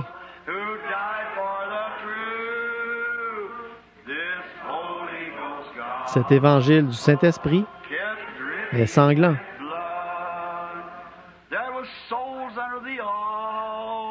Des âmes sous l'autel qui s'écriaient combien de temps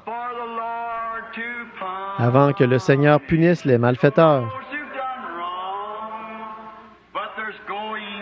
Mais il y en aura d'autres qui donneront le sang de leur vie pour cet évangile du Saint-Esprit et son flot cramoisi.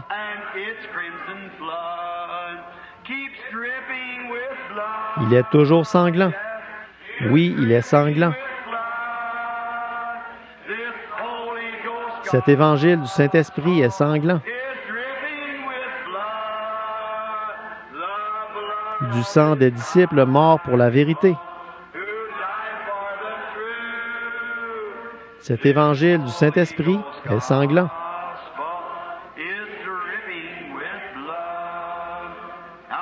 Maintenant, depuis le temps de la Pentecôte et des martyrs de la Pentecôte, jusque dans l'église d'Éphèse, jusque dans Pergame, jusque dans Thyatire, là-bas dans Sardes, dans Éphèse ou de Philadelphie, et jusque dans Laodicée. Et maintenant, qu'est-ce qui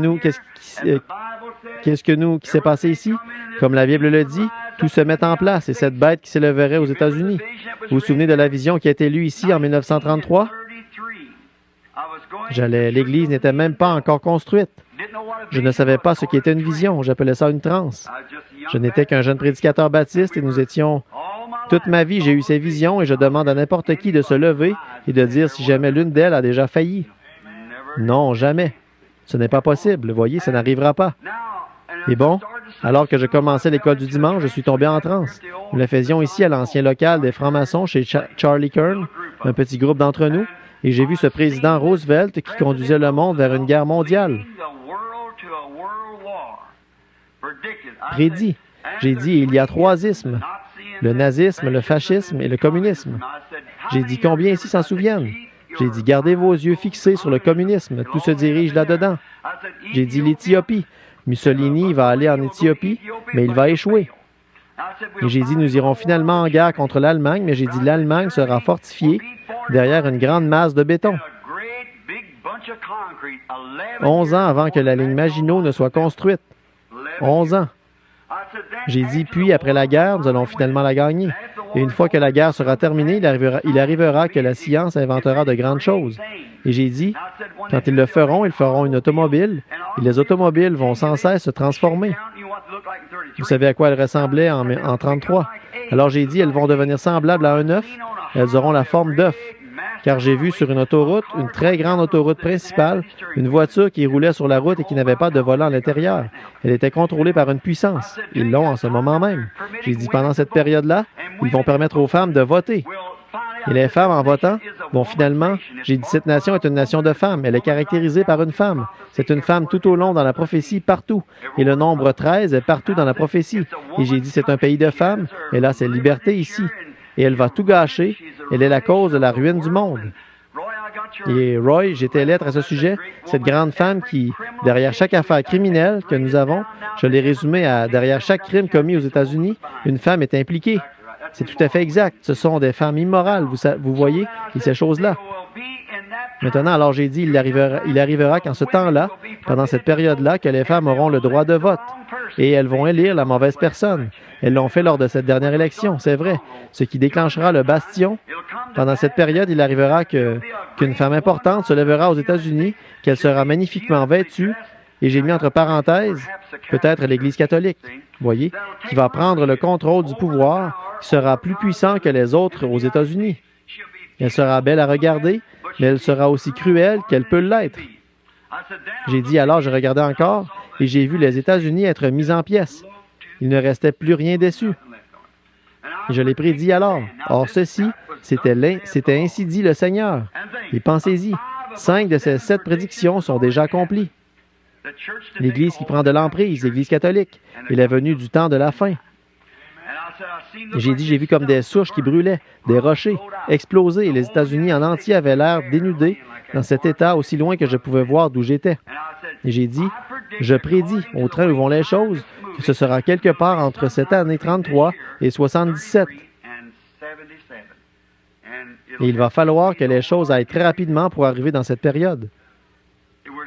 Et nous sommes assis sur un baril de poudre, mes amis. Tout est prêt. Oh, mais notre précieux Père Céleste qui a promis. N'est-ce pas merveilleux d'être un serviteur de Christ? Toutes les choses qu'il a promises. Et pensez-y, nous avons le privilège, il vit juste ici. Lui qui est avec nous maintenant même, qui connaît tous les secrets de chaque cœur, qui sait tout de vous, ces flammes de feu qui traversent notre cœur. Il sait tout de nous et nous aime. Et n'êtes-vous pas heureux d'être dans ce petit groupe minoritaire ce soir qui garde la foi? Car c'était son commandement. Ne crains point, petit troupeau, car c'est la volonté de votre Père de vous donner le royaume. Et si cette œuvre n'était pas abrégée, aucune chair ne serait sauvée. Voyez, nous sommes en plein au temps de la fin. Les pentecôtistes se refroidissent, tièdes et sont vomis de la bouche de Dieu. Juste un tout petit groupe est sorti ici, seulement quelques-uns, mais c'est là que viendra le « Voici l'époux vient ». Et quand cela va arriver, chacune de ces veilles, chaque veille de ces veilles, rappelez-vous, il y a un total de 7 veilles, et nous sommes dans cette dernière veille, mais chacune de ces vierges jusqu'ici a ressuscité. Amen. Oh, qu'est-ce que c'était? Le même Saint-Esprit. Alors, quand l'Église est partie, comme nous l'avons vu dimanche soir, Joseph, pour se faire connaître à Israël, ses frères, il a renvoyé son épouse, tout, et les a renvoyés dans le palais. Et il est resté seul avec les Juifs, et il a dit, « Je suis Joseph, votre frère. » Appliquez-le dans l'Écriture où ils ont dit qu'ils auraient un jour de deuil et que chaque maison se lamenterait chacun pour elle-même. Ils ont dit, « D'où te viennent ces cicatrices? » Il a dit, « Dans tes mains. » Il a dit, « Dans la maison de mes amis. » Ceux qui l'ont percé le regarderont, et le voici, le Joseph. Il a dit, comme Joseph a dit, « Ne soyez pas fâchés, car Dieu l'a fait pour préserver la vie. » Pourquoi la vie de l'Église, les gens des nations? À cause de son nom, un peuple choisi parmi les gens des nations. Oh, nous sommes à la fin, mes frères. Nous y sommes. Béni soit le nom du Seigneur. Chantons ce bon vieux cantique, comme des frères et sœurs pentecôtistes, tous ensemble. Maintenant, vous dites, eh bien, je suis baptiste. Mais si vous avez la bénédiction de la Pentecôte, vous êtes pentecôtiste.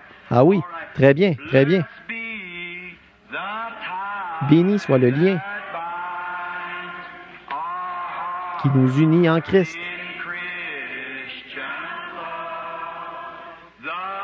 Le saint amour, l'amour divin. que verse en nous l'Esprit.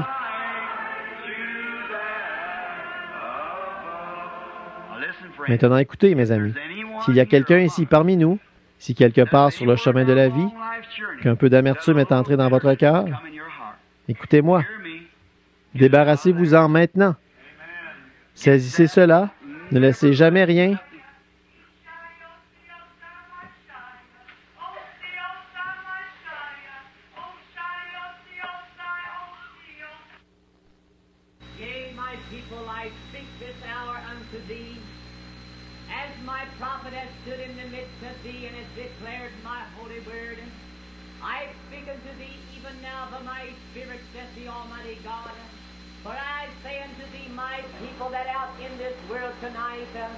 Yea, I have spoken days gone by concerning these things, even this very hour their great plans being made. Yea, that shall bring the hour of destruction upon this fair land.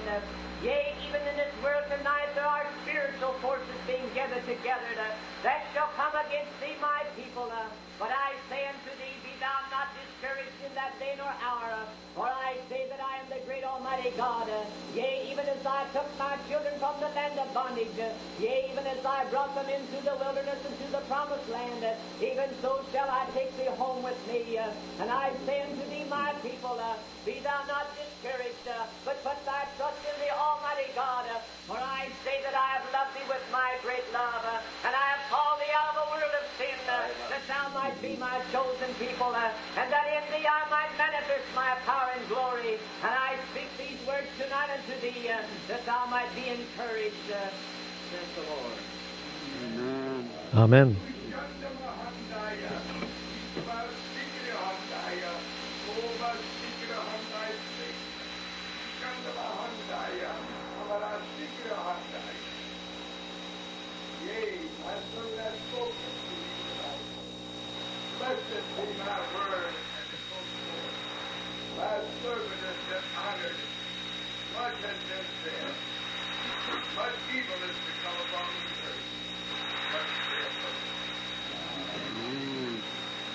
Amen.